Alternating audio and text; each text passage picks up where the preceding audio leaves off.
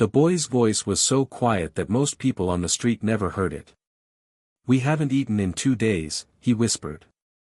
But Daniel Harper did. He stopped mid-step on the busy sidewalk, the sounds of traffic and rushing commuters fading into the background. The small boy stood beside a worn bench, his hands stuffed into sleeves that were clearly too big. His face was pale, but his eyes, those eyes carried a kind of courage that didn't belong to someone so young. Daniel knelt down.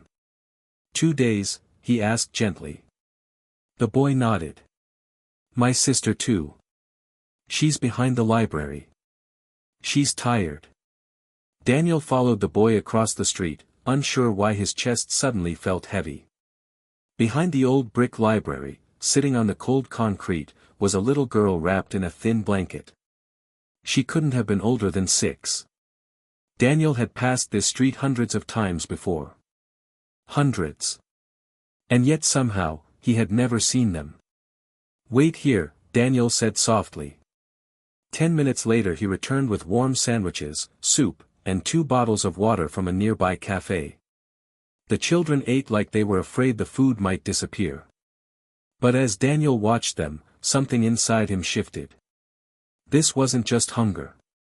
This was abandonment. And Daniel realized something that stopped him cold. Walking away now would mean pretending he never heard that small, trembling voice. And somehow, he knew he couldn't do that. Daniel sat on the cold concrete with the children as they finished the last bites of their sandwiches. The little girl smiled for the first time, a shy, grateful smile that somehow made the chilly afternoon feel warmer. "What are your names?" Daniel asked gently. "I'm Liam," the boy said. "This is my sister, Emma." Emma waved weakly, still wrapped in the blanket. "Where are your parents?" Daniel asked carefully. Liam's eyes dropped to the ground. "Mom got sick a long time ago," he murmured. "And Dad left. We stayed at a shelter, but it closed last week. They said we had to leave." Daniel felt a knot tighten in his chest. These weren't kids who had made bad choices. They were just children caught in circumstances far bigger than they were. "How long have you been here?" Daniel asked. 3 nights, Liam said. 3 nights. Daniel looked around the quiet alley behind the library. People walked by every day, just feet away from where these children had been sleeping. He took a slow breath and pulled out his phone. "Listen," Daniel said, his voice steady but warm. "You're not spending another night out here." Liam looked up quickly. "Really? Really?" Daniel called a nearby family shelter he knew from volunteer work years ago. Luckily, they had space, but only if the children could get there before evening intake. Daniel stood and held out his hand. "Come on," he said.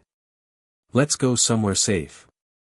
But as they walked toward his car, Daniel had no idea that this small decision, helping 2 hungry kids, was about to change his own life forever. The shelter doors opened with a soft buzz as Daniel helped Liam and Emma inside. Warm air, soft lighting, and the smell of dinner filled the lobby. Emma's eyes widened. "It smells like spaghetti," she whispered. A staff member named Carla greeted them with a kind smile. "Let's get these 2 checked in," she said gently. Within minutes, Liam and Emma had warm plates of food and clean clothes waiting. Daniel watched from across the room as Emma giggled while trying on oversized socks. It was the first time he'd seen her truly laugh. And something about that sound hit him harder than he expected. Carla walked over and sat beside Daniel. "You did a good thing bringing them here," she said. Daniel nodded slowly. "What happens now?" Carla sighed softly.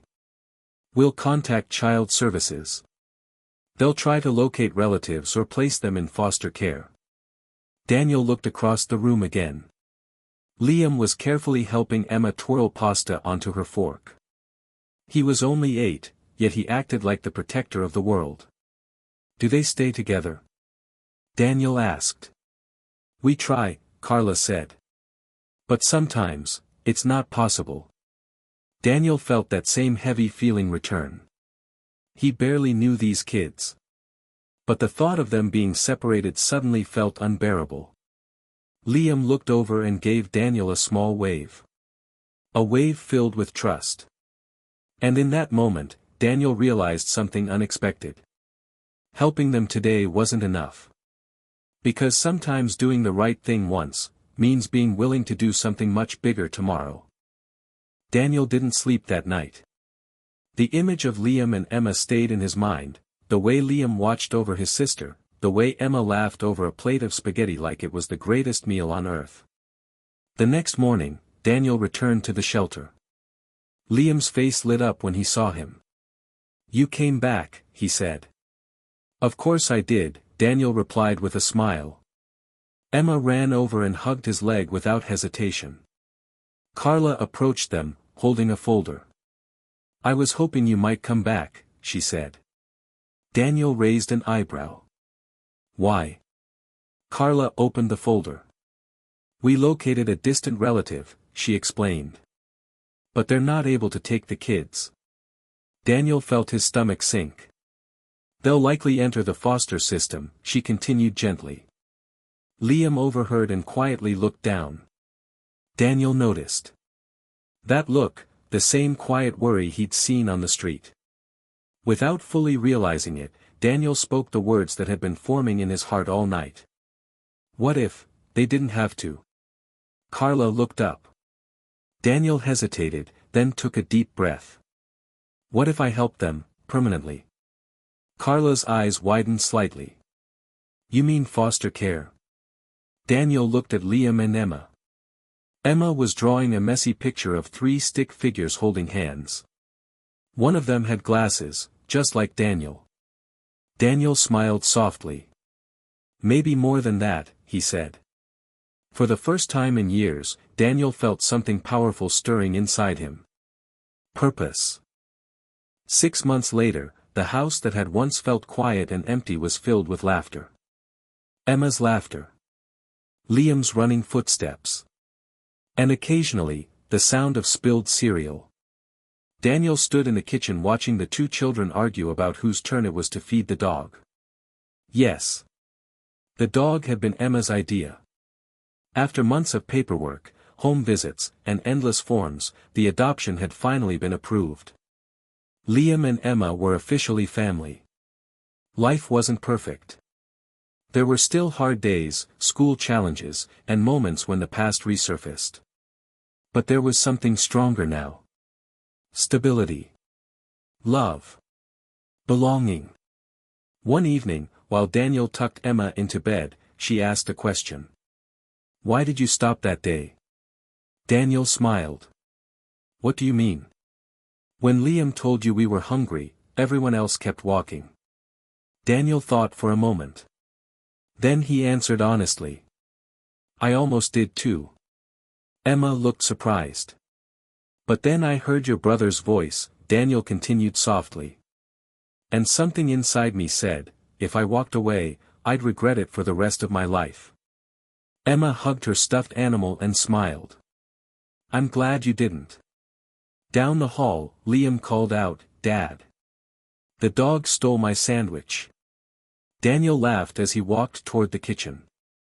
And sometimes, the biggest changes in life begin with something incredibly small. A quiet voice. A simple moment. And the choice not to walk away.